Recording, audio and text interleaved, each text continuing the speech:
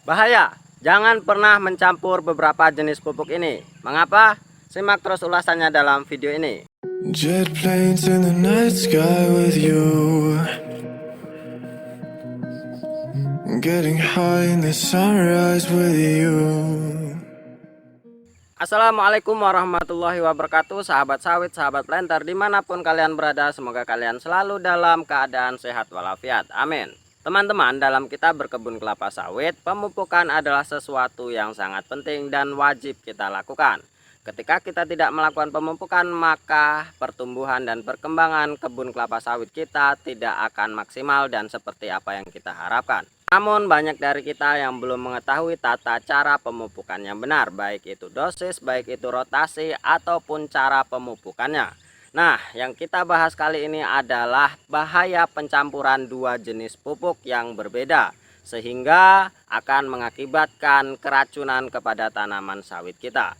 Lalu jenis pupuk apa saja yang dilarang untuk dicampur dan jenis pupuk apa saja yang diperbolehkan untuk dicampur dalam penggunaannya.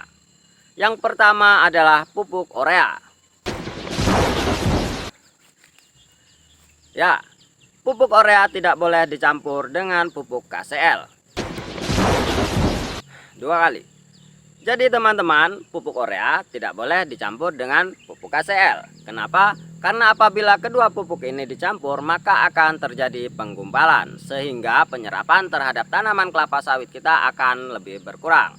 Maka dari itu teman-teman jangan pernah mencampurkan pupuk urea dengan pupuk KCL, karena akan merugikan diri kita sendiri.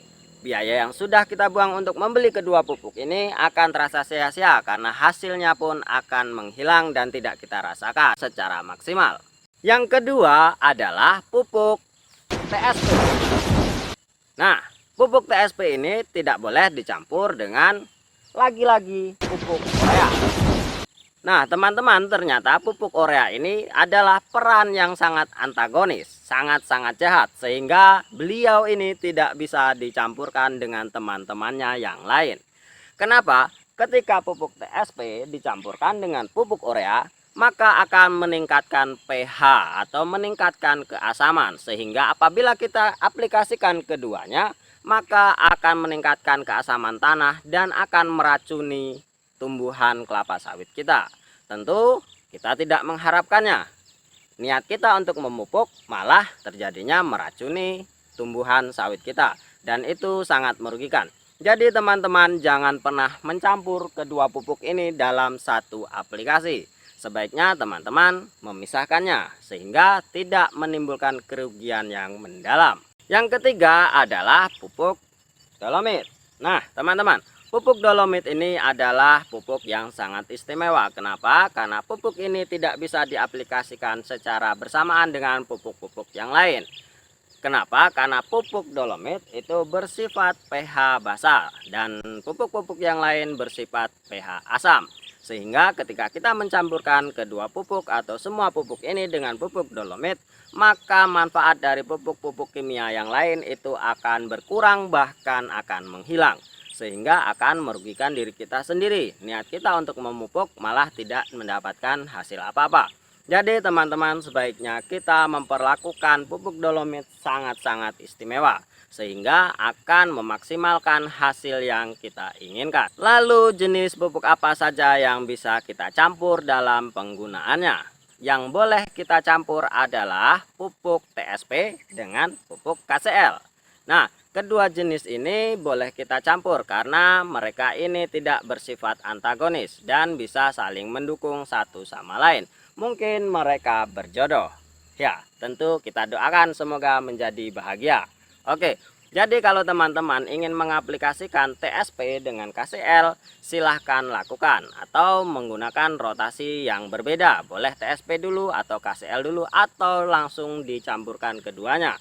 Itu boleh-boleh saja karena kedua jenis pupuk ini bisa untuk dilakukan pencampuran dalam pengaplikasiannya. Setelah kita bahas pupuk mana yang tidak boleh dan pupuk mana yang boleh, lalu timbul pertanyaan di hati kita masing-masing. Kenapa pupuk NPK yang menggunakan 3 unsur yang dilarang untuk digabungkan kok bisa dan bermanfaat dengan baik? Ini teman-teman yang perlu kita sadari, bahwa kita memiliki keterbatasan ilmu di sana. Mengapa NPK kok bisa dicampurkan sedangkan sudah dijelaskan unsur-unsur terutama unsur urea dan unsur TSP dan unsur KCl tidak bisa bergabung, sedangkan di dalam NPK ada ketiga unsur tersebut. Oke lah, TSP dengan KCl bisa digabung, namun urea adalah menjadi peran yang sangat antagonis di sana. Namun kenyataannya NPK sah-sah saja untuk dicampurkan. Di sana teman-teman sudah dijelaskan bahwa itulah keterbatasan ilmu kita. NPK bisa dicampurkan itu karena ada unsur stabilisatornya di sana. Dan sehingga bisa menyeimbangkan antara ketiga unsur tersebut. Dan dosis antara ketiga unsur tersebut sudah diperhitungkan oleh para ahli. Dan kita tidak memiliki kemampuan atau pengetahuan di sana. Sehingga kita hanya bisa menerima bahwa ini pupuk NPK dan aman untuk digunakan. Lalu selanjutnya setelah kita mengetahui unsur-unsur dari pupuk tunggal yang tidak boleh kita campurkan, bagaimana rotasi yang benar harus kita lakukan. Jadi teman-teman, kalian bisa menggunakan keempat pupuk tadi secara bergantian. Gunakan dolomit terlebih dahulu yang pastinya untuk menetralkan tanah. Lalu kemudian kalian bisa melanjutkan dengan ketiga unsur pupuk yang ada tadi. Seperti urea dulu, seperti TSP dulu, dan atau yang terakhir KCl. Atau kalian bisa menggunakan urea terlebih dahulu, lalu selanjutnya gunakan TSP dicampur dengan KCl. Lalu berapa lama waktu rotasi yang harus kita lakukan? Nah teman-teman, rotasi pemupukan itu adalah minimal 21 hari atau 3 minggu. Dari sini bisa kita simpulkan bahwa kelapa sawit menyerap pupuk yang kita berikan itu dalam kurun waktu 3 minggu. Nah setelah 3 minggu maka manfaat dari pupuk yang kita berikan itu akan diserap seluruhnya oleh pohon kelapa sawit kita.